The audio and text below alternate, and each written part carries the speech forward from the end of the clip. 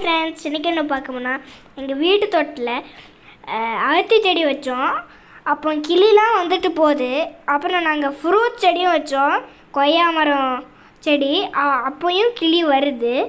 அப்புறம் உங்கள் வீட்லேயும் கிளி வரணுமா? அகத்தி செடியும் அப்புறம் நிறைய ஃப்ரூட் செடிலாம் வைங்க. உங்களுக்கெலாம் உங்கள் வீட்டில் வரும் கிளிலாம். நாங்கள் தண்ணியில் ஒரு பாத்திரத்தில் வைப்போம். அதில் எல்லா கிளியும் குளிச்சுட்டும் போகும். உங்களுக்கு இந்த வீடியோ பிடிச்சினா லைக் பண்ணுங்கள், ஷேர் பண்ணுங்கள், கமெண்ட் பண்ணுங்கள், சப்ஸ்கிரைப் பண்ணுங்கள். நன்றி, வணக்கம்.